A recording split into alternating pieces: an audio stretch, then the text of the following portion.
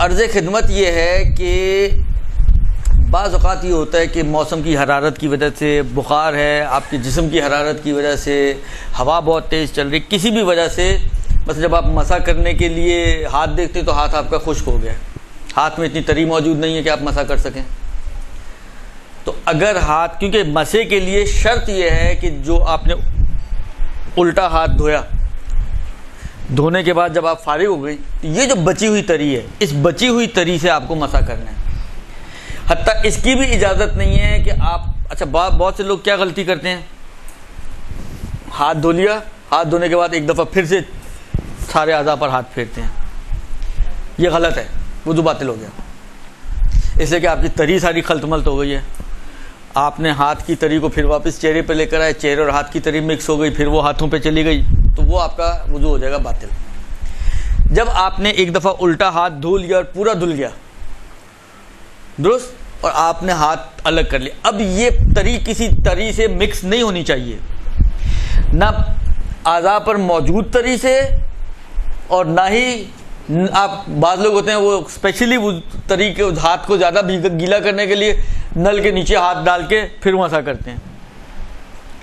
نہ اس تری کے ساتھ آپ کے وضو کی تری مکس ہونی چاہیے، اور نہ ہی اس تری کے ساتھ کوئی خارجی تری مکس ہونی چاہیے، یعنی نل کی تری. جو تری اور رطوبت آپ کے ہاتھ پر بچی ہوئی ہے اسی سے آپ کو اپنے سر اور پیر کا مسح کرنا ہے. فرض کریں تری بالکل ہی خشک ہو چکی ہے، یا اتنی ہے کہ سر کا مسح کر لیا، پیر کے لیے نہیں ہے، سر اور ایک پیر کا کر لیا، دوسرے پیر کے لیے نہیں ہے، تو ایسی صورت میں آپ خواتین کی کیا ذمہ داری ہے؟ کیونکہ مردوں کو تو یہ کہا جاتا ہے وہ اپنی داڑھی سے لیں. اب داڑھی نام کی کوئی چیز تو آپ کے پاس ہے نہیں، تو اب کیا کریں؟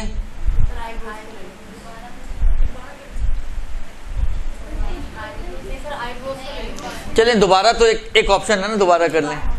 سوال میرا آپ سے یہ ہے کہ اسی وضو کو ٹھیک کیا جا سکتا ہے نہیں کیا جا سکتا ہے؟